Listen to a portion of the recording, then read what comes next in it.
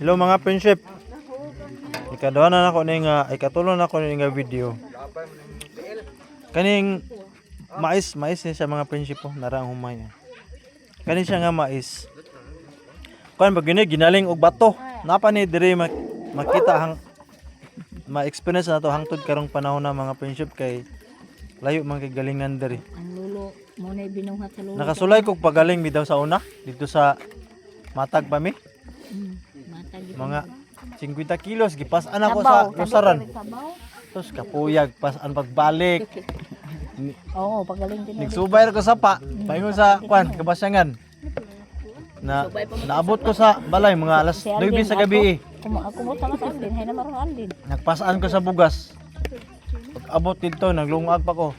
Lungag naniyapon nakapanyapon ko mga alas 11 sa gabi. Nakatulog mga alas 12 gyud. Nakatulog na ko pagkataon-taon. Sagit bitaw ng manok. Sagit ang manok ba?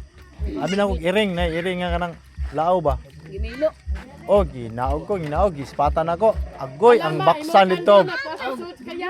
Nagtukob sa manok. Kuyawa ko. Una-una, kung akong sakaon ng yang gisakaan, basig kuan ko ba paakon. Bitin di ay mili saka. Oh, baksan man, dako kayong baksan. Nahurot naging manok og kuan oy tulon. Namay ka ng lubi dito nga langkay nagbitay. Saka pa kong langkay, gibakuko na ko tulo ka bok. Una-una ako, asyarong makaabot pag isa na ako ani. Oto, gigidaw ba na ako? Gidoslitan ba na ako dito sa tumoy. Ang baud-baud ko ang kwan. Ang baksan, nagbaud-baud, nadugay. Natagak yun siya eh. Ang sagbot, taga diri mo sa ilalong sa mangga. Una-una kung akong lampasan pa, alas 12 gabi basta lagi akong sigot tiri dagko kasanan nga bugnaw na kayo ba. Kuyawa gyud ani bisig bamaak. Kipasagdan na nako ay. Pagka sunod si Mana, tong ubos bitaw sa kuan matak to kawayan dul sa sapa. Pati nang bahuan dito eh. Parang namatay gid siguro to dito.